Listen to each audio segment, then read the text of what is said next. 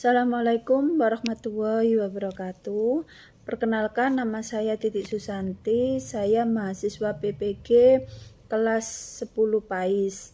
Di sini saya akan menjelaskan secara singkat tentang perkembangan Islam di Indonesia. Perkembangan Islam di Indonesia, yaitu maksudnya Islam di Indonesia ada beberapa teori, antara lain ada 4, yaitu teori Gujarat, teori Mekah, teori Persia, dan yang terakhir teori Cina.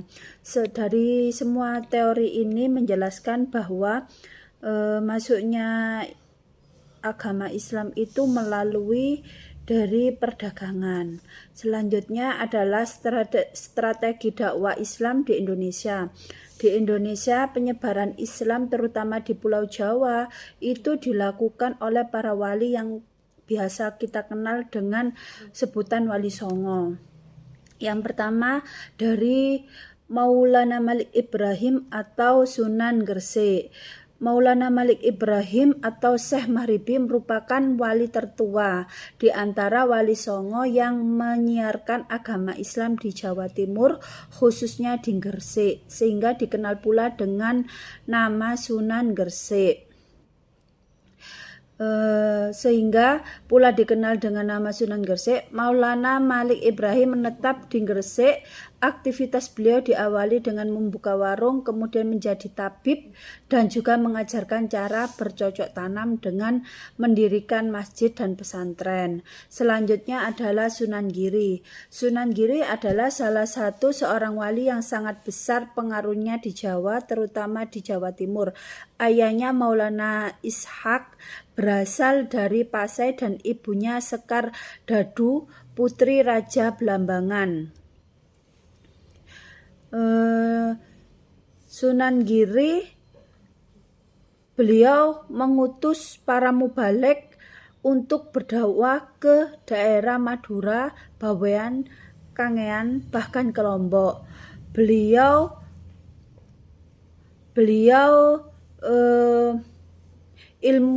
menimba ilmu di pesantren Sunan Ampel, kemudian di Malaka dan di Pasai. Setelah merasa cukup ilmu, beliau membuka pesantren di daerah perbukitan Desa Sidomukti, Selatan Gresik. Dalam bahasa Jawa disebut juga dengan bukit atau giri. Bukit adalah giri. Makanya beliau dijuluki dengan Sunan Giri. Kemudian yang ketiga Sunan Bonang. Sunan Bonang nama aslinya adalah Mahdum Ibrahim, putra Sunan Ampel.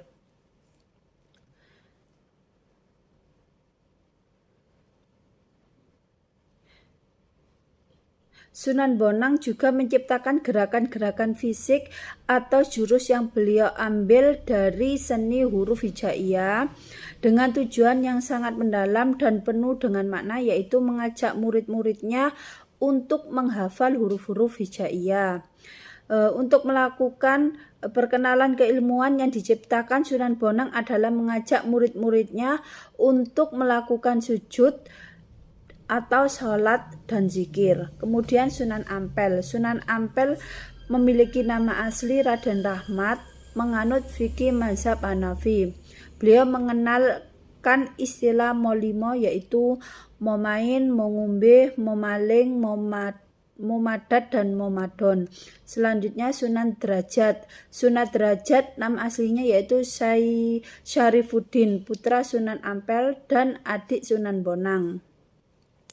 Dalam pelajaran tauhid dan akidah, beliau menggunakan cara langsung dan tidak banyak mendekati budaya lokal, tetapi menyampaikannya mengadaptasi cara kesenian yang dilakukan oleh Sunan Muria, terutama seni suluk di pondok pesantren. Beliau banyak memelihara atau mengasuh anak-anak yatim piatu dan fakir miskin. Selanjutnya Sunan Muria. Sunan Muria dikenal dengan pribadi yang mampu memecahkan masalah, sehingga seringkali beliau dijadikan sebagai penengah dalam konflik internal yang ada dalam Kesultanan Demak.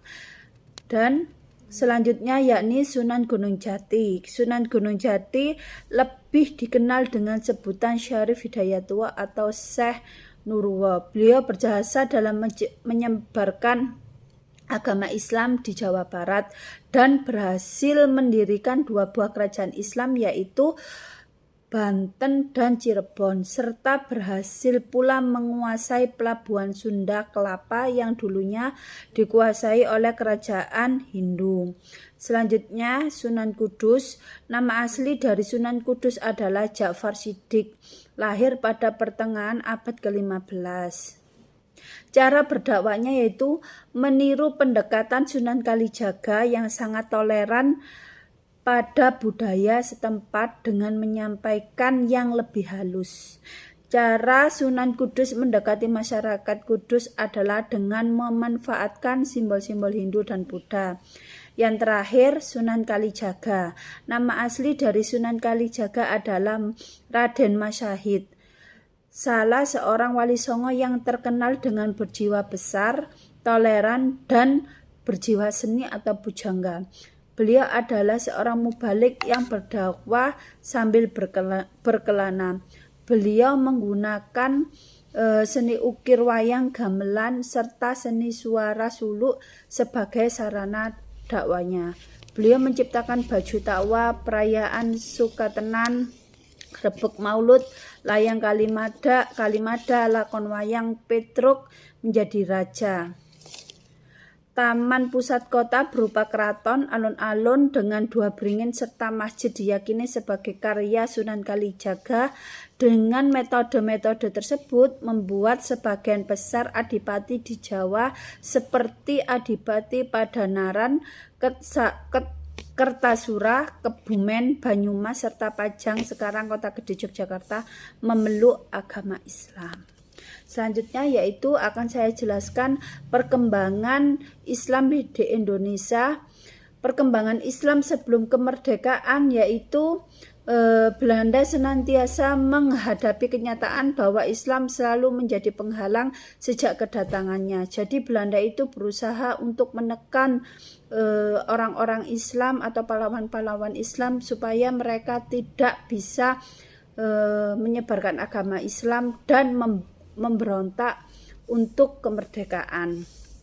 Perkembangan Islam setelah kemerdekaan yaitu sejak pemilu tahun 1955,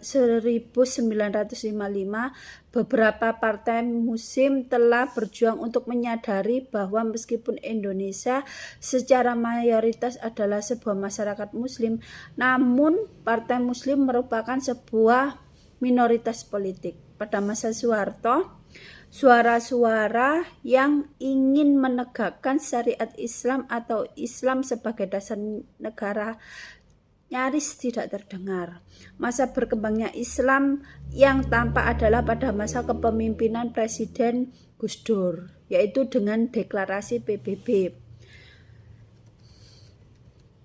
Selanjutnya pemikiran tokoh-tokoh Islam Nusantara modern. Di sini akan saya sebutkan yaitu yang pertama dari Kiai Hasyim Asy'ari. Kiai Hasyim Asy'ari ini adalah pendiri pesantren Tebu Ireng atau tokoh pendiri organisasi Nahdlatul Ulama. Beliau lahir di Gedang, Desa Tambak Rejo, Jombang. Bila dicermati bahwa tujuan pendidikan menurut Kiai Haji Hasyim Asy'ari adalah menjadi insan purna yang bertujuan mendekatkan diri kepada Allah untuk mendapatkan kebahagiaan dunia dan akhirat. Selanjutnya Kiai Ahmad Dahlan. Kiai Ahmad Dahlan lahir pada tanggal 1 Agustus 1869 di Desa Kauman. Menurut Ahmad Dahlan, tujuan pendidikan Islam diarahkan pada usaha untuk membentuk manusia yang beriman, berakhlak, memahami ajaran agama Islam, memiliki pengetahuan yang luas, dan kapasitas intelektual yang dapat diperlukan di dalam kehidupan sehari-hari. Yang selanjutnya yaitu dari Haji Abdul Malik Karim Amruwah Hamka. Pandangan Hamka tentang pendidikan adalah bahwa pendidikan sebagai sarana yang dapat menunjang dan menimbulkan serta menjadi dasar bagi kemajuan dan kejayaan hidup manusia dalam berbagai keilmuan.